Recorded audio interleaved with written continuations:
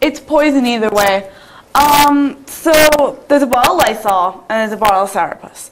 So it's saying that if you drink the Lysol, it will probably end you up in the hospital or you'll die. And that's kind of the same thing if you drink too much alcohol.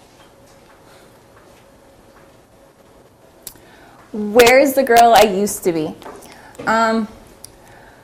Larissa took this picture? Yeah. Okay.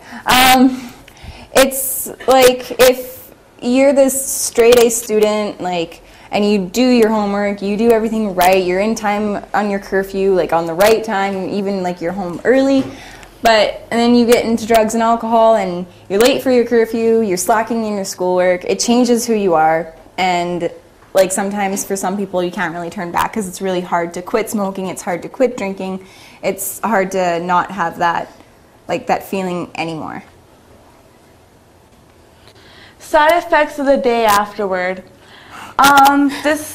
This was kind of like you have like after drinking and going out and partying, you have this like wicked hangover and you just feel terrible. I don't want to lose my balance. If in one of the previous pictures there was the person walking down the bridge that wasn't so straight and there was like turns and stuff in it, if you lose, like, it's kind of, I think it's kind of like the same kind of perspective, just a little bit twisted, because if you lose your balance on your bridge, you're going to fall. If you lose your balance on those chairs, you're going to fall. If you're drinking and doing all these things, you might fall. You might get into a car accident. You might push it to the limit, get alcohol poisoning, all these different things.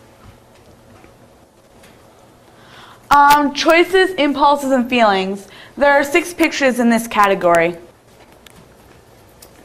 I don't need drugs to act ridiculous. I was there when that picture was taken.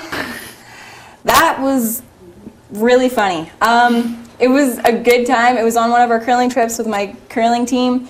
We were in Sioux Lookout. It was fun times. No drugs, no alcohol, and it was all good. I will not choose with a foggy mind. As you can see, there's a bra on a woman's foot. It's kind of saying like, you go out one night and you're partying at a club and you pick up this guy. You go home, you have a night together, you wake up the next morning and you're like, what? What is this? Oops. Pregnancy test. STD checks. You know, faced with a decision at the crossroads.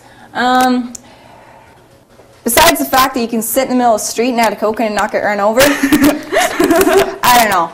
But they're sitting in the middle of an intersection, 4 roads, kind of which way do I choose? There's, you know, 2 of them going kind of like a right way and 2 of them going the wrong way. What one are they going to choose?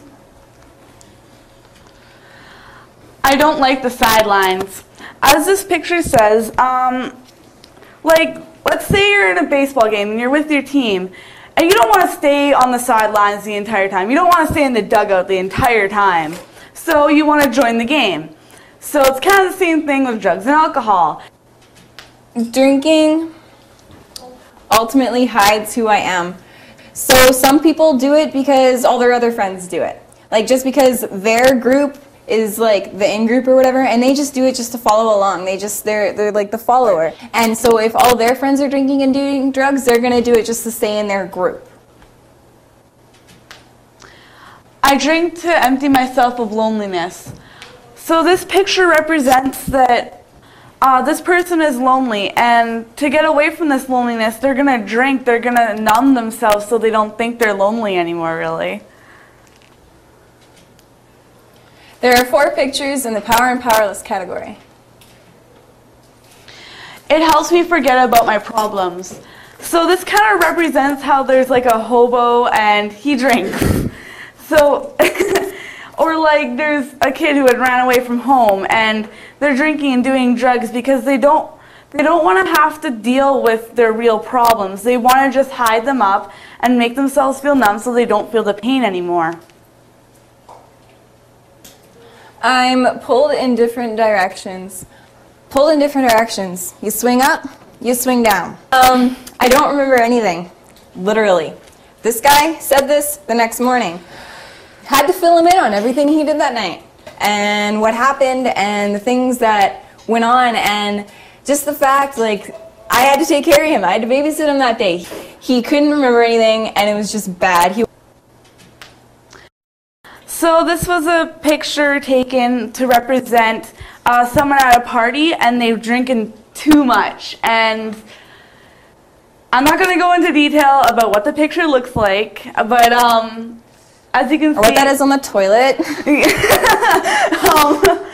So it's just kind of like, if you drink too much, you're going to do stupid things. Like, it's just, you don't really have control over yourself. Limitations. There are 5 pictures in the last category, which is limitations. I don't want my judgment clouded. So, as you can see in the background, there are clouds, and it was just kind of saying, if you drink, you're not gonna know what's gonna happen. You won't, and really, like, your judgment will be completely clouded and stuff. Who will take me home tonight? People drink, and then because their judgment is all clouded, like she was saying, they make wrong choices or not so good choices. You might drive yourself home when you've had a 2-6er of whiskey. Not a good idea. You might maybe get pulled over by the cops. Your license might get suspended. These things might happen, so just, you know, get a ride home with somebody sober, take a cab, walk with somebody. Like, if it's not a cop car taking you home and you're a girl, you might get picked up by a guy, you might get raped, you don't know what's going to happen, your judgment is cloudy. Faith keeps me strong. So a lot of people have a faith that says you shouldn't drink and do drugs. And this kind of keeps, like, if your faith is really strong, it keeps you from doing these sort of things.